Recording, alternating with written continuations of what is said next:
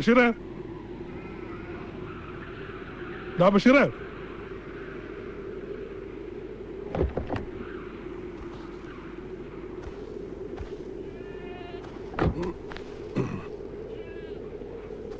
ബഷീറേ, എവിടെ പോയി കിടക്കേ പന്നി?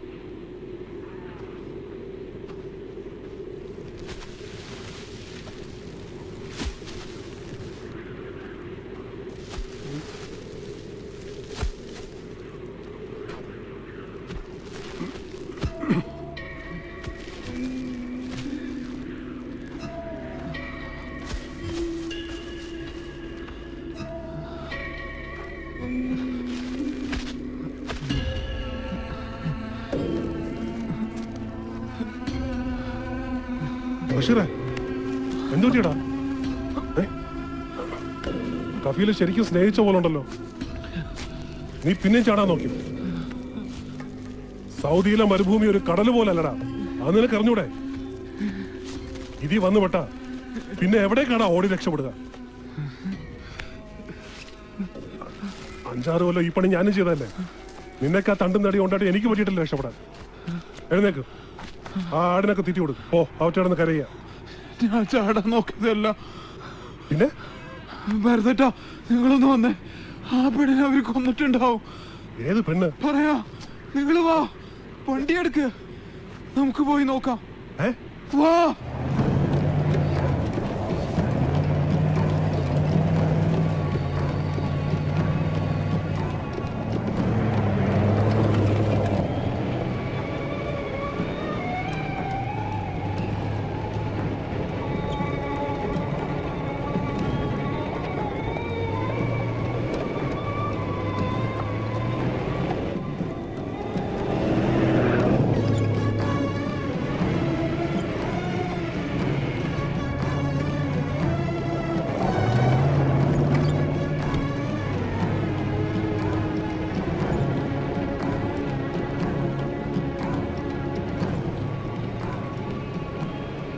ഈ മരുഭൂമിയിൽ എവിടെ ചെന്ന് നോക്കാനാ?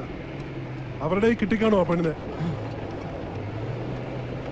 എവിടെ നിന്നോ വന്നൊരു പെണ്ണ്.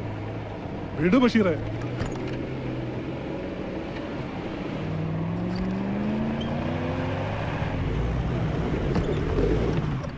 മതി ബഷീറേ, നമുക്ക് തിരിച്ചു പോവാം. കുറച്ചു ദൂരം കൂടി പോട്ടെ. പണ്ടാരോടങ്ങാൻ എനിക്ക് ഉച്ചയ്ക്ക് മുമ്പ് തിരിച്ചെത്തേണ്ടതാ. എവിടെയെങ്കിലും പോയി തൊലയിട്ടടാ. നിന്റെ പെങ്ങളൊന്നും അല്ലല്ലോ.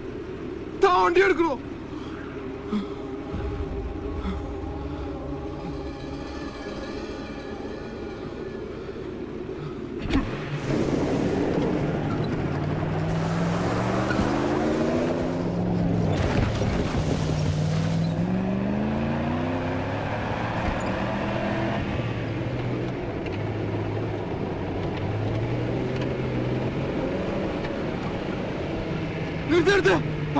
വണ്ടി എടുത്ത്.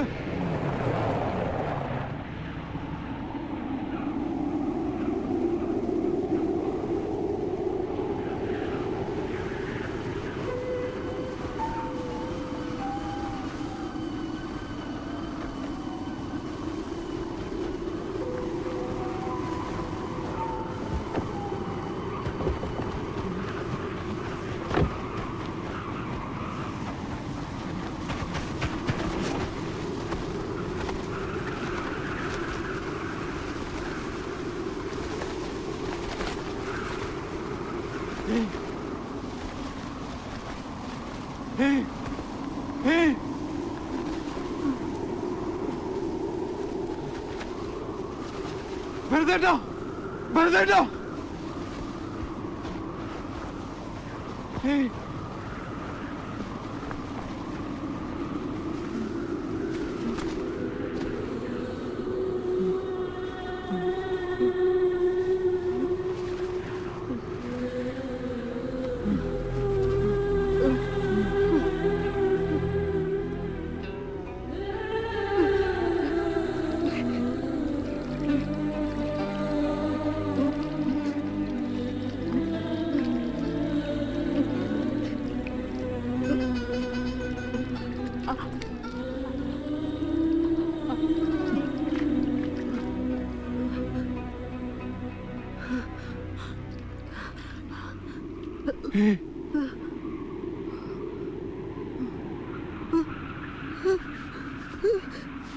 പേടിക്കണ്ട, ഞാനാ. നിങ്ങളോട് ഇന്നലെ അവിടെ നിന്ന് രക്ഷപ്പെട്ടോളം പറഞ്ഞില്ലേ, അയാളാ.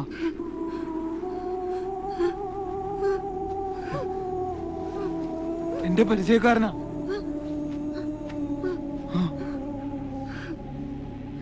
ഇന്നലെ രാത്രി മുഴുവൻ നിങ്ങൾ ആ പഹമാരുടെ കണ്ണീപ്പെടായിരുന്നു റബ്ബിനോട് തേടിയായിരുന്നു ഞാൻ. റബ്ബ് കാത്തു. എപ്പോ വേണമെങ്കിലും അവർ തിരിച്ചു വരും. എന്റെ കഫീലും കൂട്ടുകാരോ. അതിനു മുമ്പ് എങ്ങനെയെങ്കിലും ഈ മരുഭൂമി വിടാൻ നോക്ക്. പരിചേട്ടാ, നിങ്ങളും സഹായിക്കൂ. ഈ വണ്ടി കയറ്റി ഒന്ന് റോട്ടും വിടൂ. പരിചേട്ടാ, ആലോചിക്കാൻ നിൽക്കണ്ട. റിയാദിലേക്കല്ലേ പോകുന്നത്?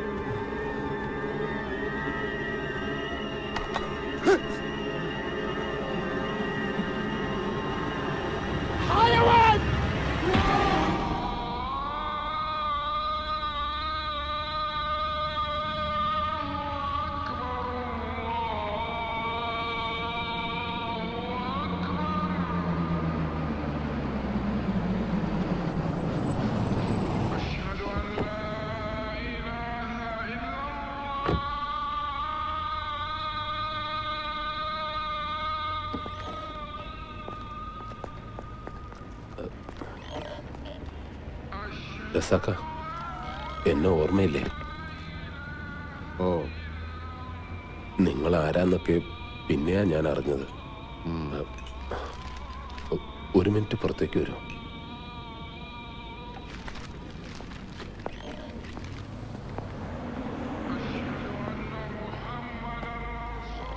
ഞാൻ അപ്പ പറഞ്ഞതൊക്കെ നുണയായിരുന്നു. അതപ്പോഴേ തോന്നി. അശ്വതി അന്ന് വന്നിരുന്നു എന്നെ കാണാൻ. കണ്ട ഈ പത്രം കണ്ട? ഇതിൽ വാർത്ത വന്നപ്പോ മുതൽ ചങ്കടിച്ചിരിക്കുക ഞാൻ.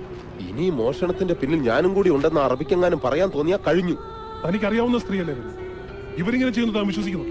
ഞാൻ വിശ്വസിച്ചാലും ഇല്ലെങ്കിലും കേസ് അതല്ലേ. സൗദികളോടാ കളിക്കണത്. പെങ്ങളോട് ഞാൻ എന്താ പറഞ്ഞത്? ഇറങ്ങിയിട്ട് നേരെ അബുക്കാടെ കടയിൽ വരണമെന്നല്ലേ. എന്നിട്ട് ഇവരെന്താ ചെയ്തേ? 8 മണിക്ക് കടപൂട്ടി പോകുന്ന അബൂക്ക അന്ന് 10 മണി വരെ കാത്തിരുന്നു. ഇവര് ചെന്നോ? അത് പോട്ടെ. എന്നിട്ട് ഇപ്പൊ 2ാമത്തെ ദിവസമല്ലേ ഇത്? ഏതൊക്കെ സ്ഥലത്ത് എവിടെയൊക്കെയാ കറങ്ങി തിരിഞ്ഞ് വന്നിരിക്കുന്നതെന്ന് ആർക്കറിയാം? കാര്യങ്ങളൊക്കെ പറഞ്ഞില്ലേ ഉസ്മാൻ? ഇവരെ നിങ്ങളുടെ അടുത്ത് എത്തിക്കേണ്ട ഉത്തരവാദിത്തം മാത്രമേ എനിക്കുള്ളൂ. ബാക്കി നിങ്ങൾ എന്താന്ന് വെച്ചാ ചെയ്യും. ചങ്ങാതി, ഞാൻ സൗദിയിൽ വന്നിട്ട് കൊല്ലം 10 ആയി. ഇതുപോലുള്ള ജാക്ക് പോട്ടൊന്ന് എന്റെ അടുത്ത് എടുക്കല്ലേ. ഒരുമാതിരി വർത്താനം പറഞ്ഞ എന്റെ വിധം മാറും. കൊണ്ട് നടന്ന് പൂതി തീർന്നപ്പോ ഇതിന് എന്റെ നിലയിലിടാൻ നോക്ക്. മതിയായെങ്കിൽ താല്പര്യമുള്ള വേറെ വല്ലരും കാണും, അവരെ ഏൽപ്പിക്കുക.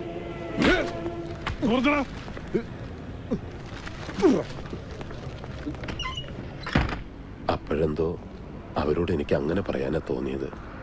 ഞാൻ എന്റെ കാര്യം ഓർത്തുള്ളൂ. ചിലപ്പോ അറിയാണ്ട് നമ്മളെല്ലാം സ്വാർത്ഥന്മാരായി പോവില്ലേ. സത്യത്തിൽ ചാടാൻ പറഞ്ഞത് നല്ല ഉദ്ദേശത്തോടു കൂടി തന്നെയാ. എന്റെ ഒപ്പം പോകുന്ന ഇന്തോനേഷ്യക്കാരിയെ ഞാനൊരു വീട്ടിൽ ജോലിക്ക് നിർത്തി കൊടുത്തിട്ടുണ്ട്. അതുപോലെ എവിടെയെങ്കിലും കൊണ്ടു ചെന്നാക്കാന്നാ ഞാൻ കരുതിയത്.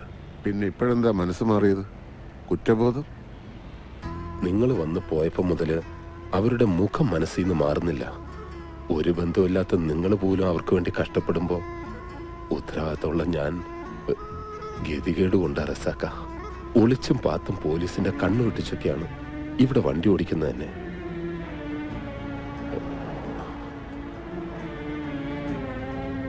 നിങ്ങളെപ്പോലെ ഒരാൾ സൗദിയിലുള്ളത് വലിയ ഹയറായി റസാക്ക. ഏതെങ്കിലും വഴിക്ക് നിങ്ങൾ അവരെ അന്വേഷിച്ച് കണ്ടുപിടിക്കണം. അശ്വതിയെ കൊണ്ടുവന്ന ട്രക്ക് ഡ്രൈവറെ അതൊന്നും ഞാൻ ചോദിച്ചില്ല.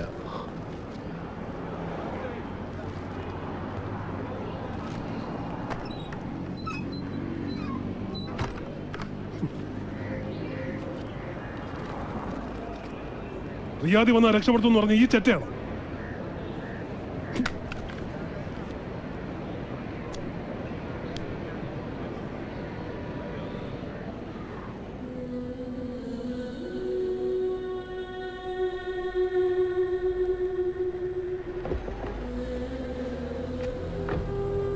ഇനി ആരെങ്കിലും ഉണ്ടോ അഭയം തരാൻ?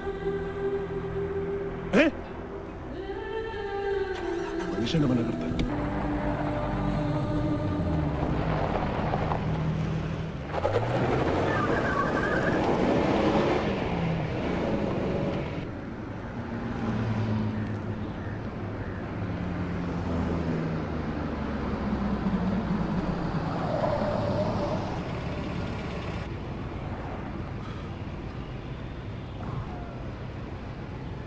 ഇറങ്ങിക്കോ.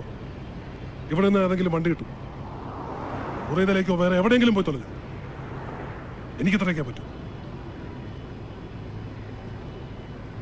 സമയം മെനക്കെടുത്താതെ ഇറങ്ങാം.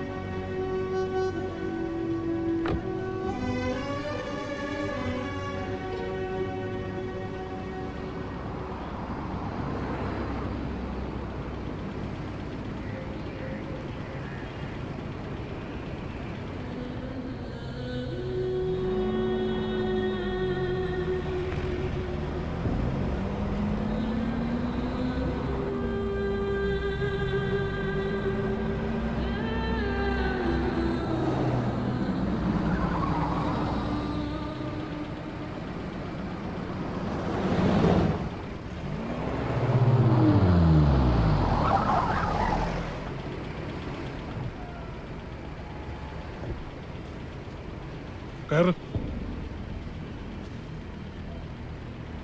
പറഞ്ഞ കേട്ടില്ലേ? കയറ്.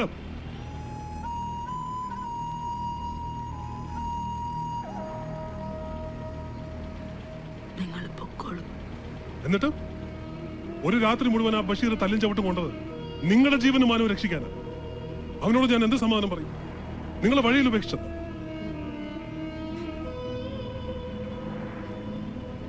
ഇങ്ങനെ കൊടി നാട്ടിയ പോലെ നിൽക്കാതെ കയറാം.